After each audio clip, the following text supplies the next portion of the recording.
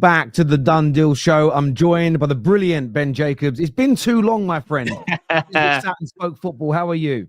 Yeah, it's good to be back. How are you doing? Can't complain, mate. Can't complain. We got a really good 2-2 win away at Liverpool at the weekend, so I'm happy. A 2-2 win. I can't complain, mate. I know you've been very busy as well. I've seen you everywhere, mate. Everywhere. Yeah, brand new podcast on the Gimme Sport Network called Market Madness with myself, Olivia Bazaglo, and Joel Bayer. And then, of course, the usual window madness. I'll tell you something. The first week of this January window, it feels like the last week of a summer window. There's so much going on. Yep. And a lot of it isn't just whispers and speculation. No. It's deals that are advancing and are probably going to come off. So I think it was last January, 112 million spent collectively by Premier League clubs. Man City alone might surpass that tally this January.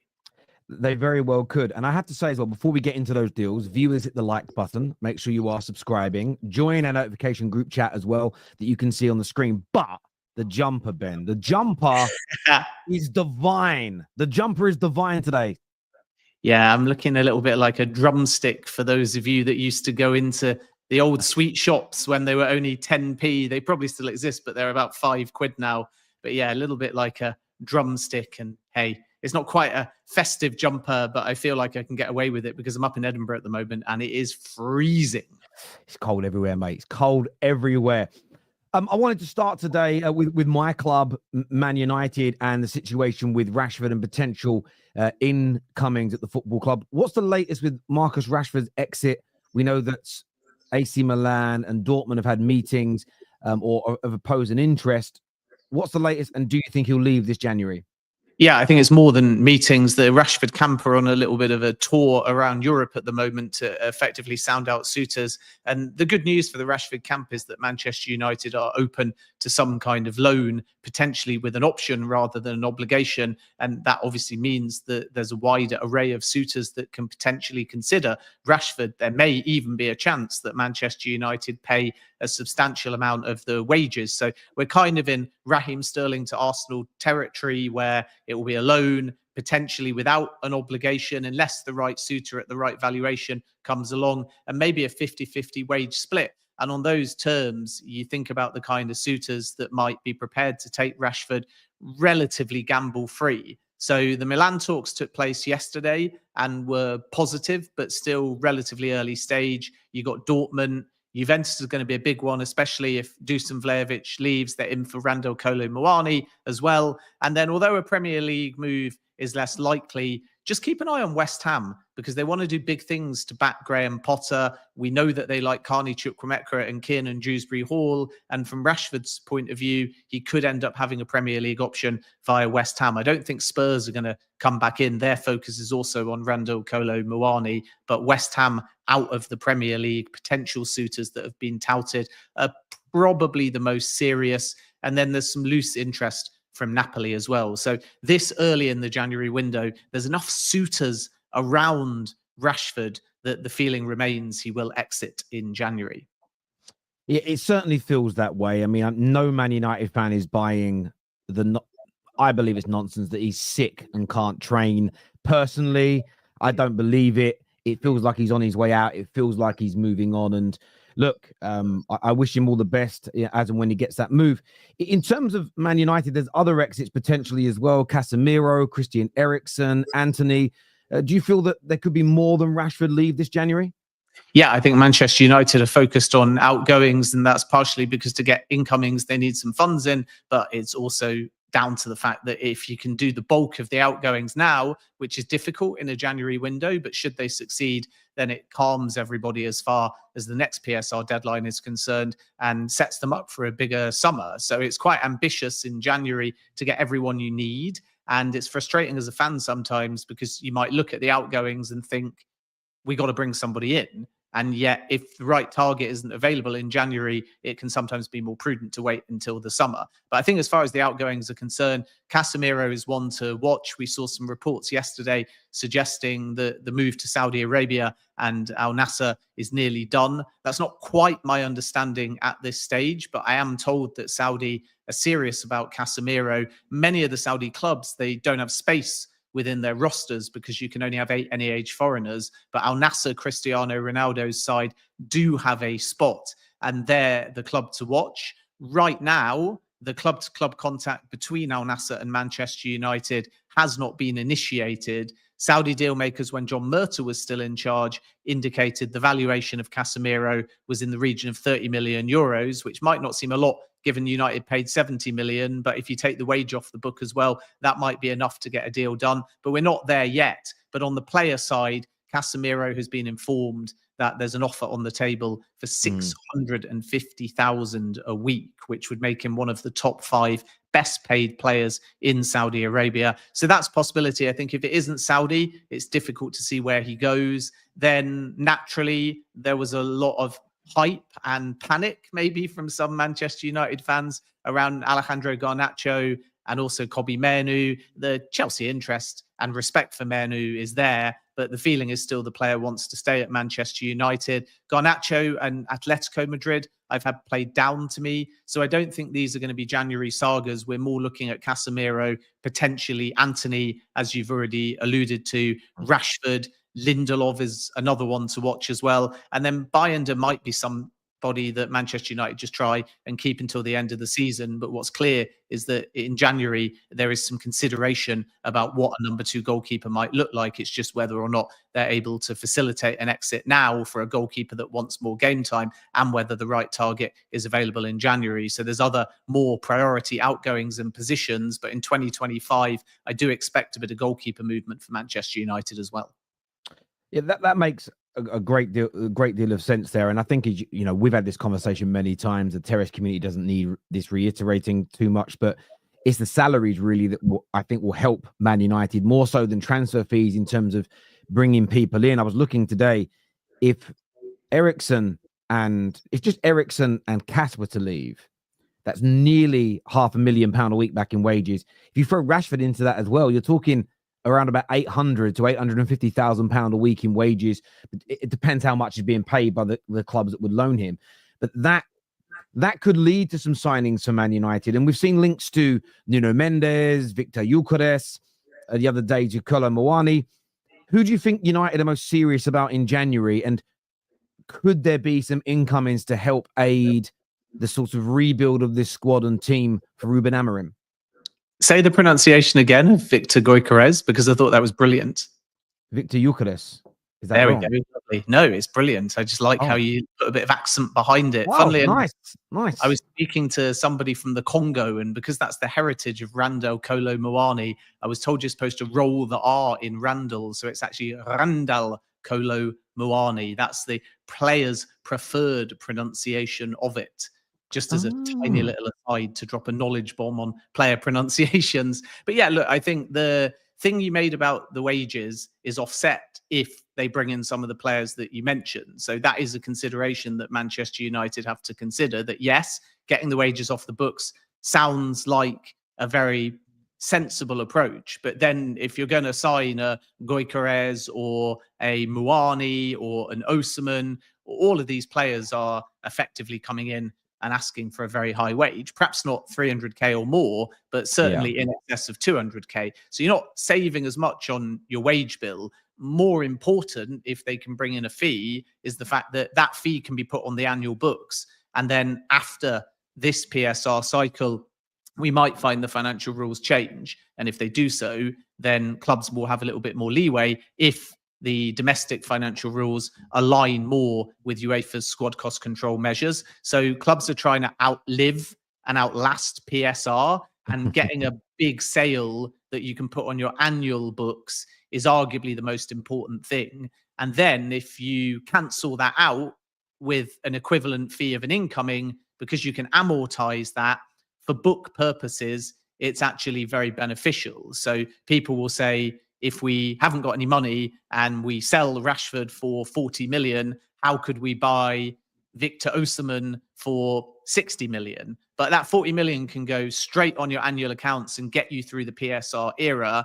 And that 60 odd million for Victor Osimhen, even though your net 20 million down, can be spread over the contract length for up to 5 years, which means there is a way of actually navigating financially for book purposes. But ultimately, the money's money and the payments are still owed and the amortization can catch up with you because it lingers on the books. But I think with Manchester United, if we come back to who they might sign, we have to start at the back, and a left back is going to be very important, a young one. And with Luke Shaw picking up another injury, it's even more important that they bring that in 2025. It's just whether it's January or the summer. Nuno Mendes is a possibility, but I think PSG are not desperate to sell. It's more the player that's maybe looking for a new challenge. So that one might be quite difficult. Milos Kerkes, as I exclusively reported months ago now, still there on the radar, picked actually by the old regime, but endorsed by Sir Jim Ratcliffe and his team.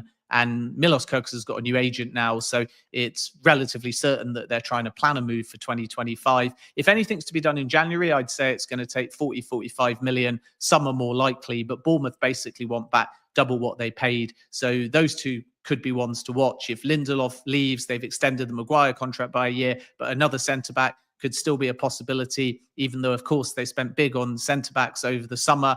Then you look into that attack-minded area, whatever you want to call it, a winger, a wide forward, a versatile 8 that can play 10, or a second striker. That type of position, somebody that can play more than one role and add goals, is going to be a big priority, and even more so if Rashford goes or Antony goes, because then you're left a little bit thin. Mason Mount is obviously injured at the moment, and then still that number 9. And some of the names that you mentioned are on Manchester United's radar at the moment. They're exploring the possibility for Randall Kolo Muani, but the problem with Kolo Muani is that the PSG position now, and I stress now because it could change in the last sort of 10 days of the window if they can't get a deal done. But right now, PSG are saying to Spurs, to Manchester United, and to Juventus, we want a loan with an obligation or a permanent sale. And that's okay for Tottenham, and Daniel Levy's got a good relationship with Nasser Al-Khelaifi. It's fine for Juventus, providing they bring in some money for Dusan Vlahovic. But Manchester United don't want to go down that route. They either want to try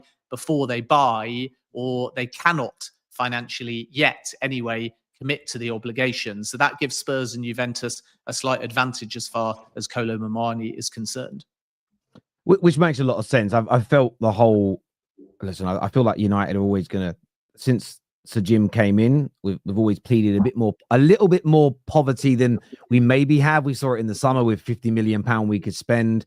There's some truth to it, but I do believe that we've got to get some outgoings before we can push on ahead with other people. So it's going to be an interesting space. Just quickly on Gyökeres, I know that the word was that Ruben Amorim and Man United kind of made a promise that they wouldn't activate the release clause of the striker potentially until the summer of 2025. Is that still your understanding?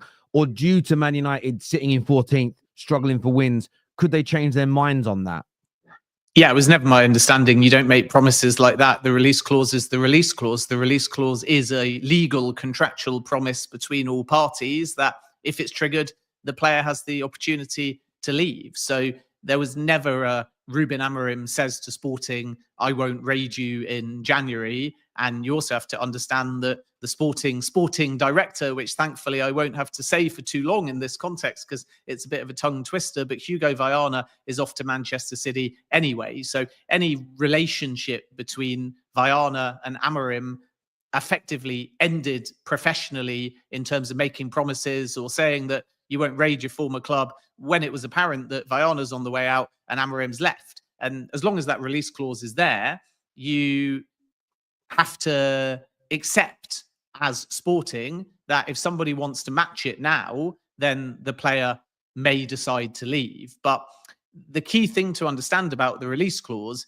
is that it's still seen as above his market value with non-preferable payment terms to a prospective buyer, and it wards off the market. So more importantly for Gyökeres is the fact that there is an acceptance on the Sporting side that they will sell the player in the summer for something in the region of 70 million euros. And that drop in price opens him up to the market, and not just Manchester United, who have considered him, but Manchester City and also Arsenal in the past as well. So I think it's a waiting game to allow for that summer deal, which will be seen as beneficial to all parties. So what we have to stress is that if he was to go in January, which would be a big surprise, Sporting are still, to my understanding, going to hold suitors to the account of the release clause price.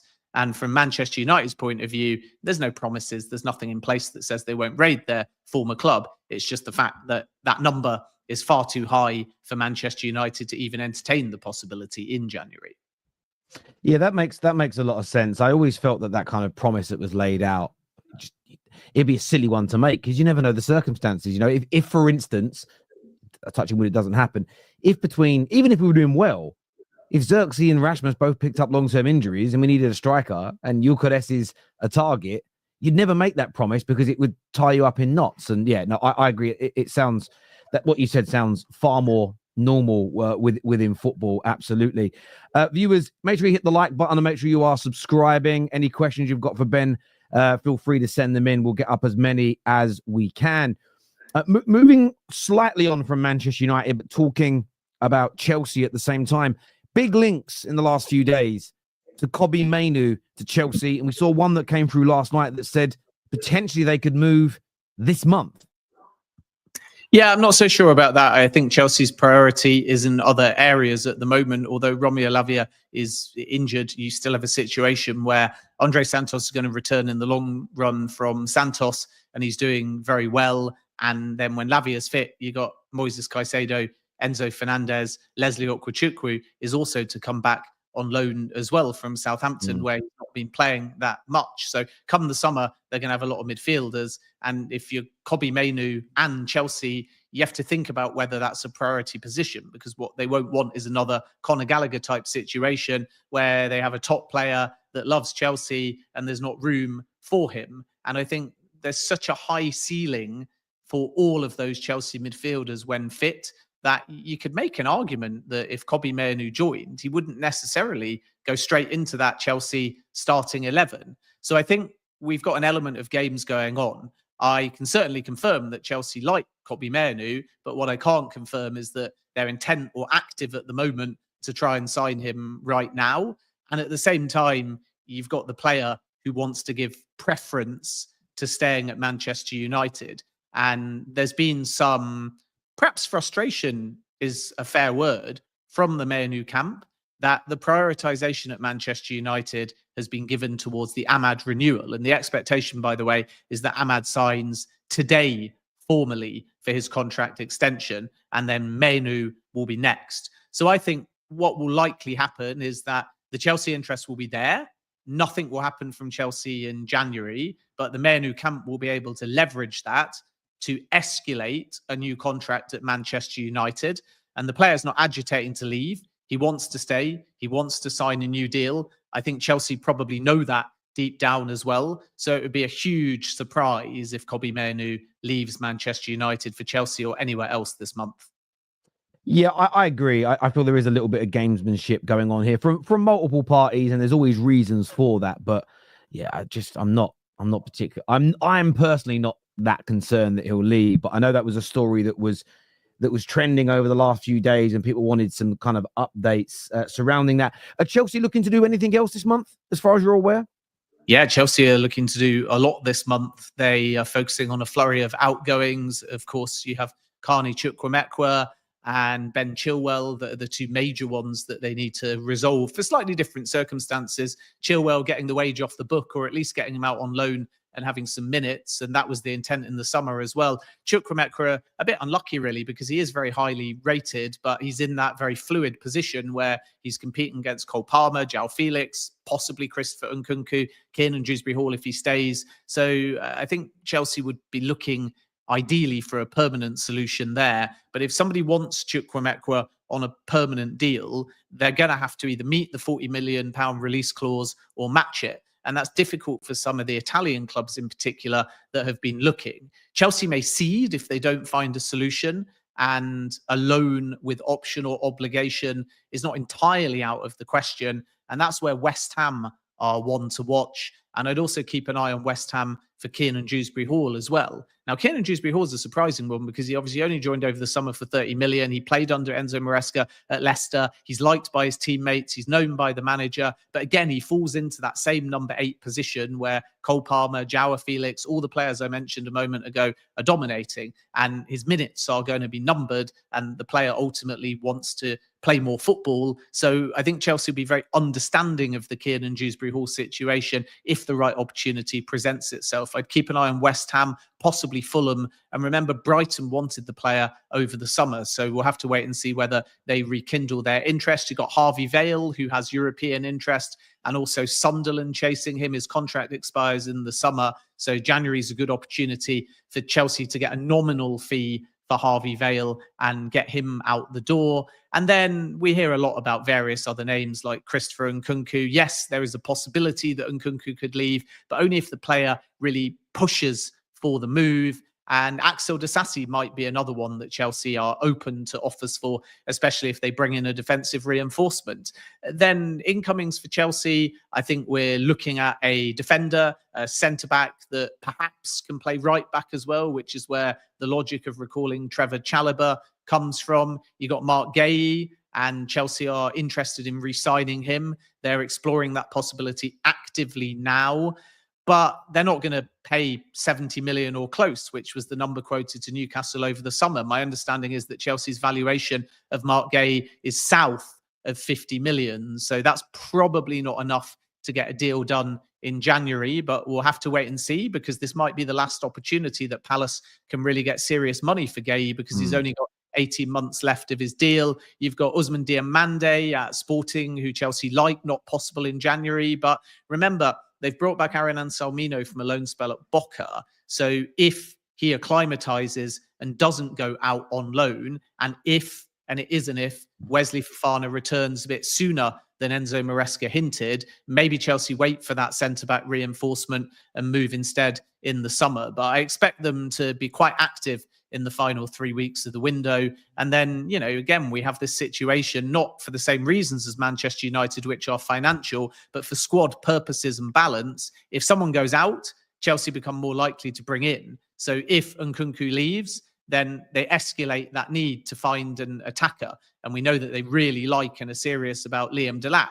If Mykhailo Mudrik's B sample comes back as expected in January and it's positive and he's given a substantial ban, then do they move for a winger, even though at the moment they don't really need one? And that's where Jamie Gittins or Nico Williams comes in. So there's a few moving parts at Chelsea, but the first priority is that flurry of outgoings.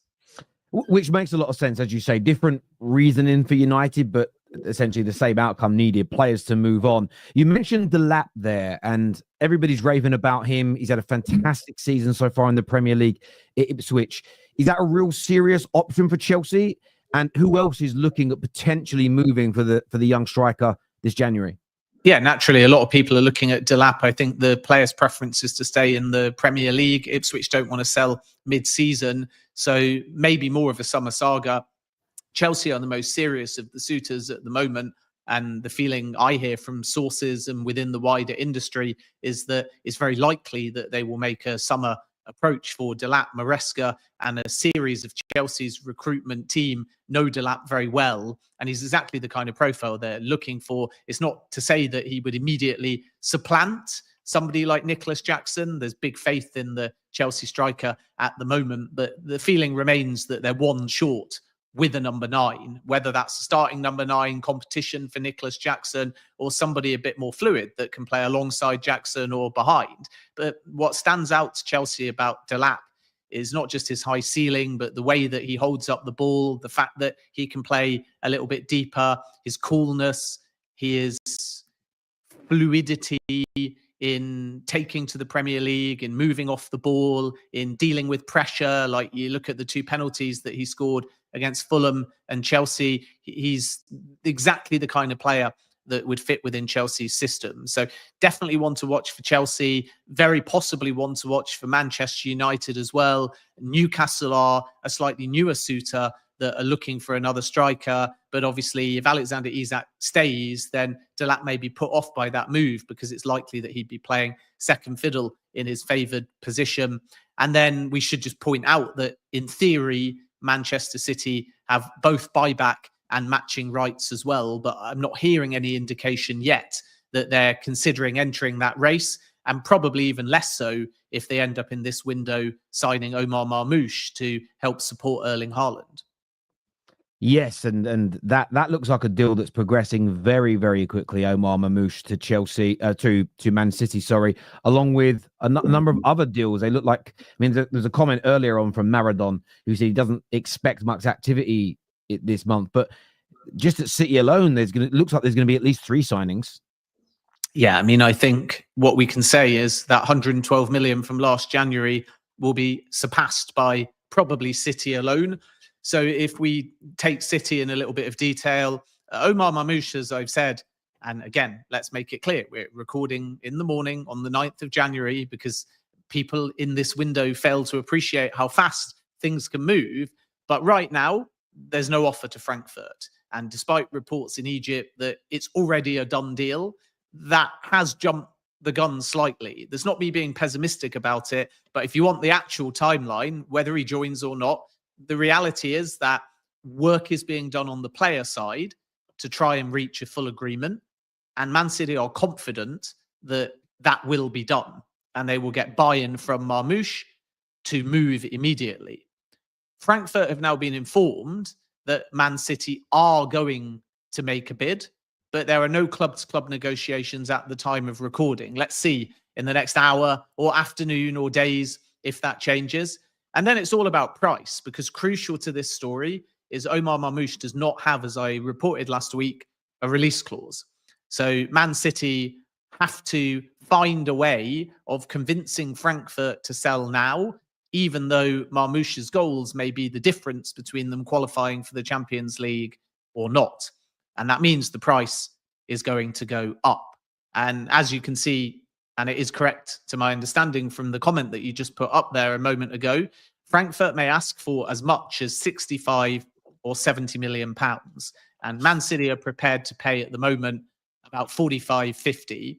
So we wait and see whether there's some kind of middle ground there. This is normal to start 15, 20 million apart in a negotiation. But until that first offer is placed, we won't get a truer picture of the lay of the land. But City are serious about Marmoush and they are advancing that deal. And it's not just because of his goals, it's the fact that he's versatile and he can basically play in the Julian Alvarez position. And you may note that the value of Alvarez was that he could fulfill a De Bruyne role or a Haaland role. And that's the kind of player that they're looking for. Vitor Reis at Palmeiras is one to watch in the coming days. My understanding is that full personal terms have been agreed between Vitor Reis and Manchester City. And now negotiations are active with Palmeiras, and a deal is going to be worth 30 million or more there. So that's going to be a very interesting one, because you're talking again about one of these generational type talents that has been trapped by several clubs for the last few years. And he's so mature for his age, incredibly intelligent off the ball, physical. And one of the most interesting qualities that he has, which I think is underrated in a modern centre-back, is when he's pulled out of position, because perhaps the fullbacks have attacked and you've been caught on the counter-attack, he's excellent at getting into wide areas and defending, because he's got fast acceleration over slow spaces and he reads the game really well. So he knows when to move out of that centre-back position and effectively become a makeshift fullback due to the fact that other players have been dragged out of position. And that's exactly what Pep Guardiola is looking for. A clever, savvy defender that can fill the holes so you don't get punished when you overcommit. And then the last name, and I don't think it's Reis or Khusanov. I think they're very much looking at both so they can plan for the now and plan for the future as well. But you've got Abdulkadir Khusanov, who is an Uzbeki centre-back currently playing for Lens, and Man City, Newcastle and Tottenham are the 3 clubs here. The asking price again is just over £30 million. Tottenham see that as relatively steep. Newcastle are not prepared to commit to that at the moment, but Manchester City are advancing and the player wants that move. So obviously if, and it is an if, Man City pull off all 3 signings, then they're probably going to be somewhere in the region of 105 to 120 million, which will be more than all the club spent collectively last January. Yeah, as you said, so to Maradon's point, there is far more active. I mean, I remember doing videos with you last January. It was a very weird January that almost nothing anywhere happened, which we're not used to seeing, compared to the previous year where you had Arsenal bidding 80-odd millions for Caicedo. You had the Mihajlo Mudryk deal as an example. I think that was 2 years ago. So, yeah, look, very interesting. And look, City looking to build now. And look, City are wise to do this. Yes, they're building for the future, but they still have the opportunity to win 2 trophies this year. And you never know with the Premier League. You never, ever know. There's still Liverpool fans that come onto our shows, Ben, that don't think they're the favourites, that still think City are. So I don't like the fact City are doing it. I'm a Man United fan. But I like looking at the way they behave. They've had a poor start to the season. A number of players look like they've timed out, but the club's going to go out there, invest its money into new players early. Not going to wait until, we're going to wait till the summer to spend. No, they're your targets. Go and get them now. There's still trophies to be won this season. So listen, fair play to Manchester City for going out. And it does feel like they're going to get a couple of these deals done when you read the sort of articles and stuff like that, and excellent players. And it was only sort of 7 to 10 days ago that the media were linking Arsenal to Omar Marmoush, and there was talk about an interest there. And maybe that was true, but it just feels like City have gone, don't care. We're just going to bid. We're not going to monitor. We're not going to say we're keen. We're just going to not literally throw the money down, but start serious negotiations and advance these things.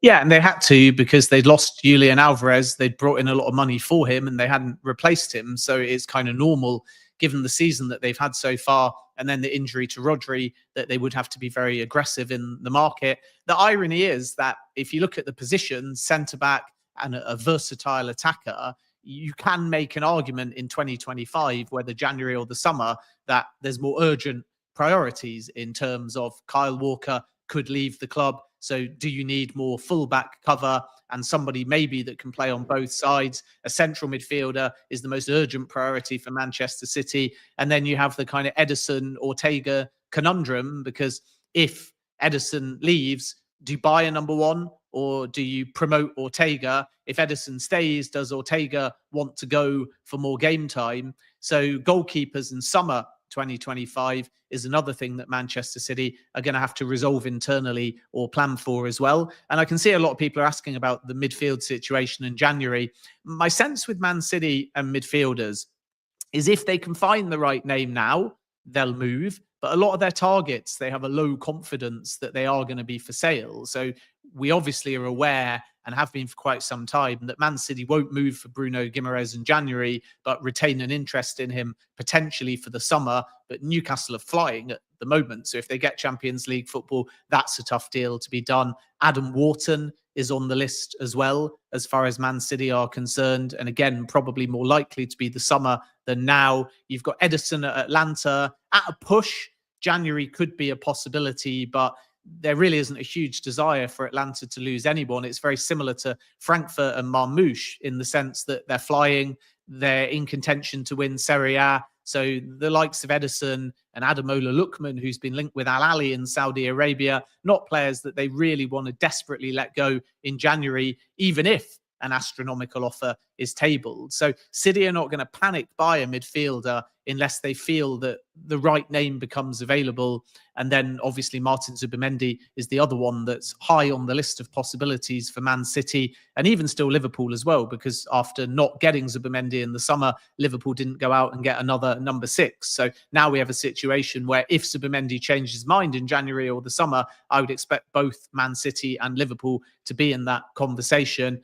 And what's kind of odd about the Zubimendo situation is that there was a real optimism from Liverpool initially that very quickly turned to pessimism, and the player was under pressure to stay at Sociedad, and we know that he's in love with the club, but the release clause is still there. And the oddity is that not much time has passed since he finally decided to stay at Sociedad, And yet now the feeling is once again that maybe he's starting to regret that decision and plan for a 2025 exit. And I think some of that is down to the player's age as well, because he's in his mid-20s now, and he's at the point in his career where these Liverpool, Man City, top Premier League or European offers probably won't come around in 26, 27, 28, due to the fact that by then the player himself will be 26, 27 and 28. So if you're going to move, that 25, 26 peak age is a good time to get that big move. And the release clause, even though there's taxes and all of that, is still seen as relatively strong market valuation. So I would keep an eye on Zubimendo, whether that's January or more likely summer 2025. But again, part of the reason why Man City are going for Marmoush and these young centre-backs is because they know they're available now and they're not wasting their time. The midfielder that they're looking for has to be the right profile, not just somebody that's urgently available now. And if they move and make the wrong decision and spend a lot of their money in January, it might mean that they're not in the conversation for somebody that they really want in the summer. So I think Pep Guardiola doesn't want to panic buy, is very level-headed about the situation. And yes, there is a clear urgency for a midfielder now, but if they can't find one, they'll wait for the summer, and that will prove to be their big outlay then. And look, that makes perfect sense, you know. And I think for years I've discussed this with the Football Terrace community. I understand. Don't buy targets that are 4th, 5th, 6th, 7th, 8th on the list, especially if they don't meet the threshold of being good enough. My club, Man United, has done that before. Overpaid for players, rushed in. Oh, we need a body. They should bring someone in. Oh, it's cost 50 million. It'll be okay.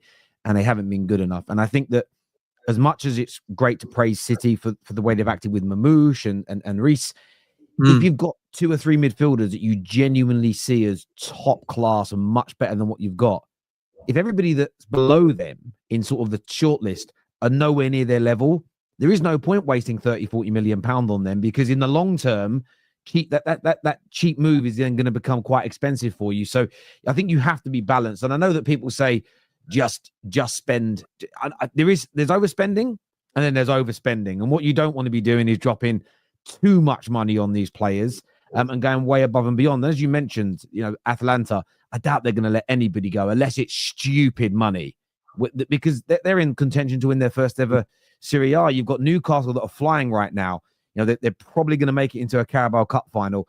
It's going to take stupid money to get Bruno G out of that club now, when they're going to need him for that final, if they make it indeed, and they've still got to do well in that second leg against Arsenal. So I do think that City fans need to be a little mindful with that. A lot of people are asking about Douglas Luiz. Could he go back to City? Could he make a Premier League return in your view?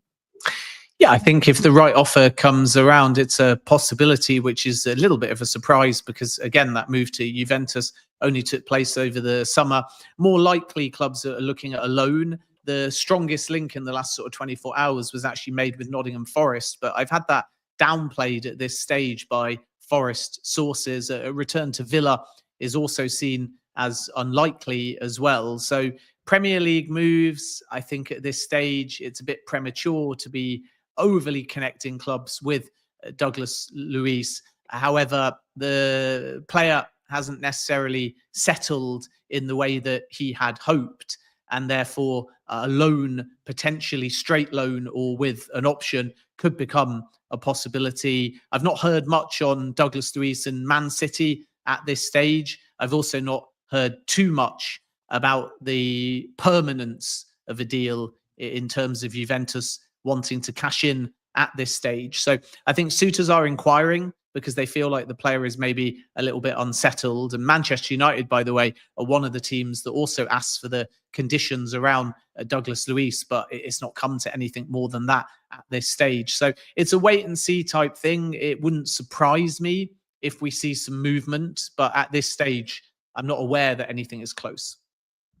Makes a lot of sense. That viewers, any players, any questions you've got, send them in. If Ben has answers, if he has updates, I'm sure he'll be sharing them with us.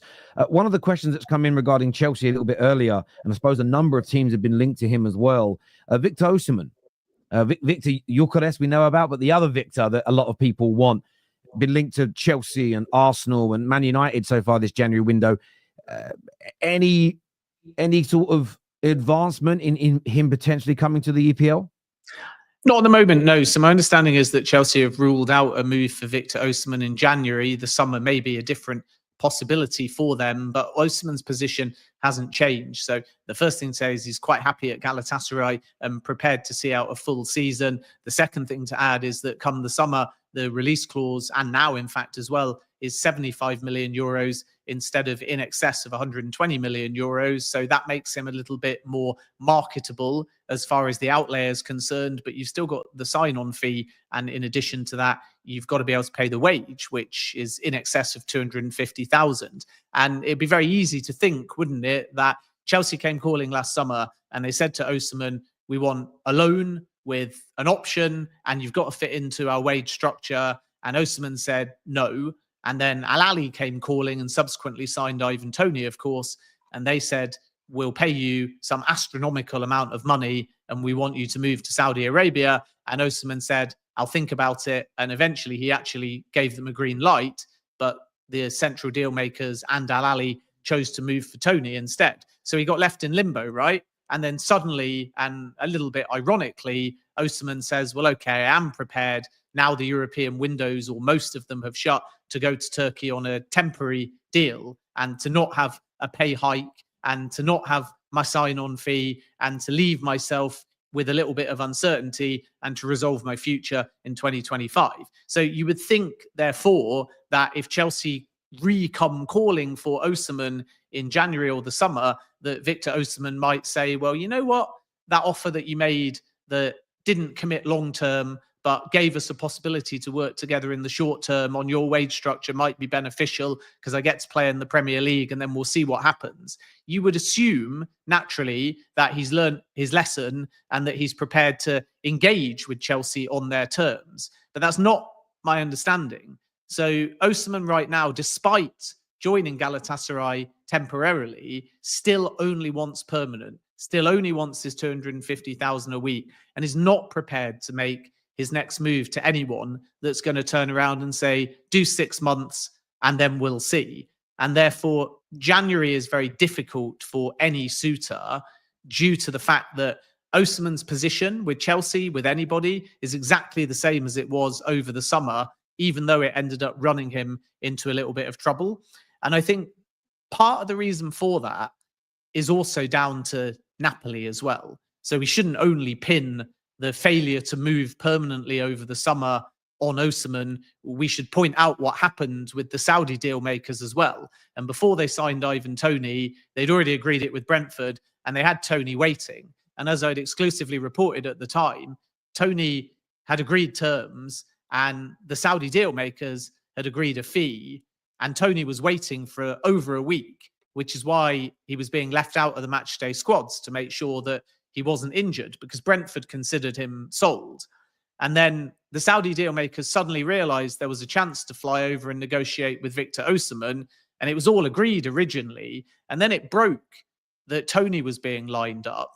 And De Laurentiis turned around and said, well, if that's the amount for Toney, and if that deal has been pre-agreed, and you can only sign one because they only had one space for a foreigner right at the end on deadline day. And De Laurentiis said, sorry, the deal that we've agreed needs to be higher, otherwise we're pulling it. And Saudi deal makers don't engage in those kind of games. So Mikel Arteta and his team walked away and Osimhen was left in limbo as a consequence. So this wasn't only about Chelsea and Osimhen or Al Ahly and Osimhen asking for too much. This was also about Napoli trying to get more money at the last minute, changing the goalposts or moving them, and then Saudi walking away and Osimhen being left in a much weaker position. Because I think he thought when he was speaking to Chelsea that he'd always have the Saudi fullback. So he could be very aggressive with Chelsea and either go to Saudi or Chelsea. And in the end, Chelsea stuck to their guns. Saudi pulled the deal. Osimhen was left with nothing. He had to join Galatasaray because it was basically one of the only viable windows that was open. But his position is exactly the same, that he will not take a temporary short-term move, and Chelsea will not move unless Osimhen commits to something that is in their wage structure. So it might be one to watch over the summer, but I don't think anything is going to happen with Chelsea and Osimhen for January. Makes perfect sense. Viewers, give us your thoughts, feelings, opinions. Hit the like button if you haven't done so already. On to Arsenal. A lot of links talking about I've seen various reports in the media, Ben. Nico Williams is the priority. They still love and want to go for Isak, Mbomo links. What's the likelihood of Arsenal doing business this January for the top targets that the media keep linking them to? I don't think many of the top targets. I think the good news for Arsenal to try and bring you some joy and positivity for 2025 is that they might sign two. So whoever they bring in January may feel a little bit less exciting to fans, in the same way maybe that there was not, from memory, much of a clamour or buzz around the arrival of Leandro Trossard, but he's been excellent for Arsenal. So you find a savvy name now that's economical and available, and then you still bring in another forward in the summer of 2025. So Alexander Isak is going nowhere in January, full stop, end of. But in the summer, we wait and see if he becomes available, and some of the ability to get Isak may depend on whether Newcastle do or don't have Champions League football, which is why a wait and see approach is necessary. And I know fans don't like it when nothing moves, but inaction in the market can actually be the right tactic to take, because if you over push, over bug, over try, you damage the relationships when you know you may be wasting your time. So you have to be opportunistic, but you also have to wait for the right time in the market to move. Otherwise, the player can become unsettled and angry about the fact that he's being chased when maybe he doesn't want to talk about his future until the summer. And the club can get very irritated, and they can turn around and say, well, you bugged us during January when we made it clear what our position was. So now if you come during the summer, we're going to be even more difficult to negotiate with. So Arsenal are right with Isak to wait, because he simply isn't going to be available in January, and we wait and see what happens during the summer. The big one to watch is Benjamin Sesko, because Arsenal felt like he had picked them if he was going to leave Leipzig. So there were two parts to this. One, was he going to leave, or was it right for his development to stay and extend? And then two, if he was going to leave, was he going to pick Arsenal, Chelsea, or Manchester United? And Arsenal felt that they'd won the race against other suitors, but the player decided it was better for his development to still stay at Leipzig and not rush that development. So now, flash forwards, if he becomes available on the market again, Arsenal feel in a very strong position there. And I think if Isak, the dream target, becomes unattainable, then there will be a situation where Arsenal turn again to Benjamin Sesko, but in the summer. In January, as I've reported already, Evan Ferguson could be seen as a stopgap solution for Arsenal and a squad player. Brighton haven't decided if they want to sell him. The priority is to get him fit, and then maybe in the last 10 days of the window, we'll see if there's a possibility there. The challenge for Arsenal with Ferguson is they filled their 2 Premier League loan spots, so they would have to buy him permanently. But the good news, perversely, is that his form has dipped so much that we're not looking at 80 to 100 million anymore. Maybe the price tag has halved, and Arsenal might see value in that because he's still got that potential to climb back to the £100 million player that Brighton felt that he was 18 months or so ago. So keep an eye on a profile like that. But I think the big names you mention are more ones to watch for summer rather than now. Does that also include Nico Williams? Both Chelsea and Arsenal fans, a lot really want him, a lot really rate him. It does seem that it's going to almost be impossible financially for Barcelona. They're struggling to get their current players registered. Could that be a move, that profile, that position that maybe Arsenal go for in January? Or again, is that going to be a summer move as far as you're aware? Yeah, the thing about the left side is that Raheem Sterling is back. And not only that, but the left side for Arsenal is well covered in the form of Martinelli and Leandro Trossard. So Arsenal's long-term plan was always to go big on cover for Bukayo Saka. And now he's injured. You've got an even higher emphasis placed on finding people to go on the right-hand side. You've got Wanyeri, and in addition to that, Jesus can play out wide too. So it'd be fascinating to see whether Mikel Arteta feels like Wanyeri plus Jesus can cover that area. And if it is Jesus playing in a wider area, does that put the onus on finding a more central player now? Because if you move players around, then you're in a situation where another position may need covering. But the left side, where Arsenal have a firm and concrete interest in both Matheus Cunha and Nico Williams could wait until the summer. So Cunha's situation, as I exclusively reported now a few weeks ago, new contract, likely to be finalised in the next 2 weeks, verbal agreement over salary and contract length, and they're working on the finalisation of the release clause. And Cunha has been adamant that he wants a release clause baked in, and there might even be two. So the loose one they've agreed on is relating to Wolves go down, he can go for just £45 million, which is a bargain. Wolves stay up, is there going to be another release clause? And what is that number going to be set at? And I think those conversations are still ongoing at the moment. But Wolves value Cunha right now at 90 million or more. So there's no chance of a January exit. And he will sign a new deal at Wolves in a big boost for the club. So Arsenal are going to have to wait and see on that one until the summer. Nico Williams is a little bit different because, again, there's the release clause there. It's expensive because you've got the taxes, the release clause, the players' wages as well. And summer is still seen as the more likely window in which Nico Williams will leave. But I don't think we can entirely rule out somebody making a late play for Nico Williams this window. And then it's a domino effect, right? Because if one team triggers the release clause or matches it, it might force a side like Arsenal into action. So I still think that Nico Williams is one to watch. And as I said before, Cunha as well. But they're not going to panic about a left-sided player, because the real need is to either strengthen on the right-hand side or find a number 9 at this stage. Because when Raheem Sterling got injured, he obviously wasn't playing week in, week out in the same way that Bukayo Saka was. So although they were very disappointed by the injury, they knew it wasn't as serious as Saka's, and they also knew that they'd only lost a squad player rather than a regular starter. Yeah, it does. There's a lot of people in the comments, and I want to get your take on this, that are saying that Arsenal are not moving serious because, as you've kind of mentioned, I'm only going by your wording here. If I've misinterpreted, please correct me. It sounds like Evan Ferguson is more likely in January than a Cunha, than a Nico Williams, than an Isak, than an Osimhen. A lot of Arsenal fans and a lot of rivals say that they're not moving seriously. They should just spend the money now. Someone who's very close to the transfer stories, knows people at the football clubs, agents, etc. What's your take on fans that have that type of opinion? Well, I always say to fans, make a list of who you want in a dream world, like you're drawing up your presents for Christmas. And then you just judge yourselves whether you think they are or aren't available now or in the summer.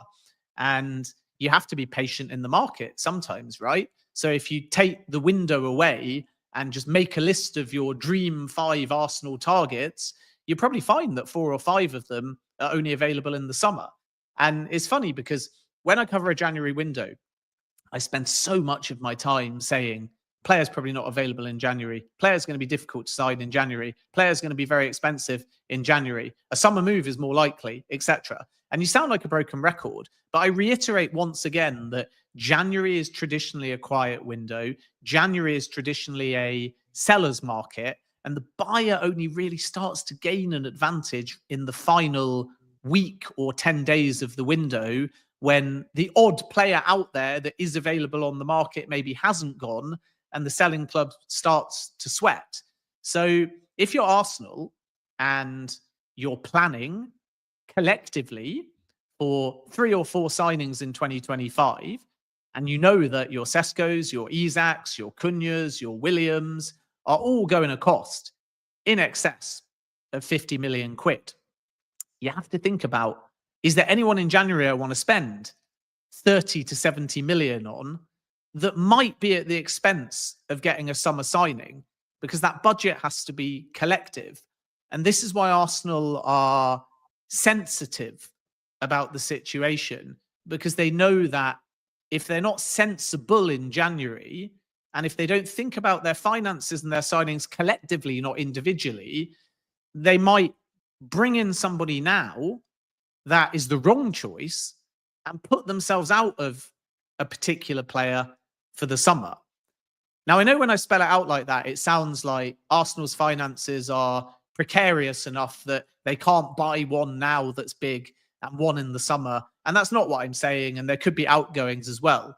But if they go big on their Bukayo Saka rival on the right side, or a new left winger, or a new number 9 that's a starting player, then in likelihood, they have to know that whoever they're going to bring in the summer will complement that signing and compete with that signing in a way that will keep the squad happy.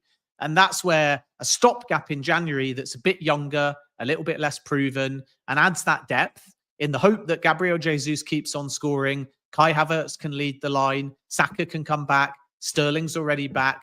Then you get through to the end of the season, and that's where you have the killer instinct in the market to get the more expensive top target, and you're playing a kind of waiting game to ensure that you're front and center for that kind of name. And you also have to think about the names too, right? Because if you're Benjamin Sesko, Alexander Isak, and tomorrow Arsenal sign a proven European number 9 or left winger, then what does Cunha, Sesko, Williams think? Do they suddenly come back to you from previous contacts and say, now I'm a bit worried I'm going to get into this side and another team are there and I feel like I'm going to start more often? So you have to keep your squad balance. You have to be sensible. You can't panic buy. And unfortunately, the January window is just very difficult for buyers to do business.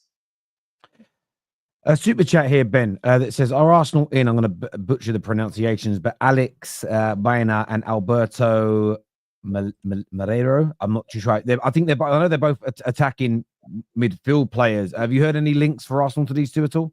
Yeah, Ben is kind of like a left winger that can play in attacking midfield as well. I think he's only 23 years of age and he's at Villarreal as well. And there is an opportunity in the market. Predominantly, he plays on the left side. He can switch over to the right side, or he can play in a more central position as well. So that could be one to watch. He's contracted, I think, until 2028 off the top of my head. So won't be an easy deal to get done. But in form at the moment for Villarreal, I think he's got something like 9 or 10 goal contributions in only about 15 or 16 games. So Arsenal have certainly sent scouts to watch him. I always make it clear that scouting doesn't really constitute firm interest because you're looking at hundreds, if not thousands of players. So I try and avoid reporting in written form, this team have scouted this player, because it's just part of normal due diligence. But I think Berner could be one to watch on that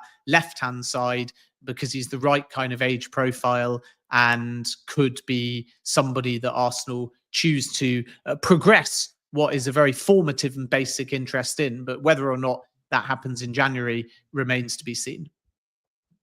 Makes a lot of sense. Makes a lot of sense. Look, Ben, always a pleasure to sit and speak about the transfers. I'm sure we'll hear more from you over the course of January. To all of our viewers, super chatters, everybody who's hit the like button, I want to say a big thank you to each and every single one of you. We're back later today, 6 p.m. UK time for the Top 6 show. We'll be getting the fan opinions on some of the transfer stories and previewing the FA Cup weekend and the big one, Man United versus Arsenal as well. Ben, always a pleasure, my man. Enjoy the rest of your day. I know you're very, very busy. Until next time, everybody, take care. Goodbye. God bless. And we'll see you all again soon. Peace.